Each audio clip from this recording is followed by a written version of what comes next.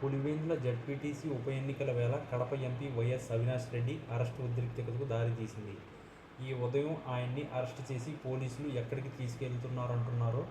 తీసుకెళ్లాలనుకుంటున్నారో ఒక స్పష్టత లేకుండా ముందుకు సాగారు.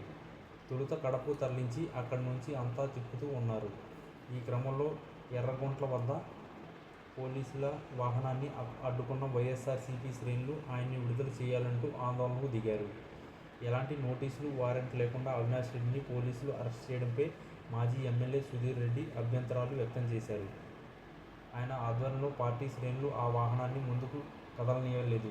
ఈ క్రమంలో అవినాష్ రెడ్డి ఆరోగ్య పరిస్థితిని వివరిస్తూ సుధీర్ రెడ్డి పోలీసులతో వాగ్వాదానికి దిగారు.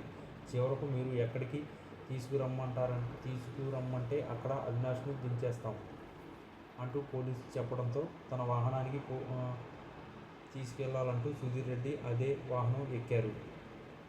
తన నివాసానికి తీసుకెళ్లాలంటూ సుధీర్ రెడ్డి అదే వాహనం ఎక్కారు. అధికారం టీడీపీతో పోలీసులు కుమ్మక్కు అయ్యారని, పులివెందుల ఉప ఎన్నికలకు అవినాష్ రెడ్డిని దూరం చేయాలనే కుట్రలో భాగంగానే ఇలా ప్రవర్తిస్తున్నారంటూ వైఎస్ఆర్సీపీ శ్రేణులు మండిపడుతున్నాయి. ఎర్రగుంట్లలో పోలీసు వాహనాల్లోనే ఉండి సాక్షితో ఎంపీ అవినాష్ రెడ్డి మాట్లాడారు. పులివెందుల్లో బయట వాళ్లను అనుమతించి ఇంట్లో ఉన్న నన్ను బలవంతంగా తరలిస్తున్నారు. ఇది అధికార దుర్వినియోగమే. బీహార్లోనూ ఇంత దారుణమైన పరిస్థితులు ఉండవేమో. దేశానికి స్వాతంత్రం వచ్చాక ఇంత ఘోరమైన చెత్త ఎన్నికలు ఎప్పుడు జరిగి ఉండవు. అసలు రాష్ట్ర ఎన్నికల కమిషన్ ఉందా లేదా? దున్నపోతు మీద వర్షం పడినట్లు ఉంది ఈసీ తీరు.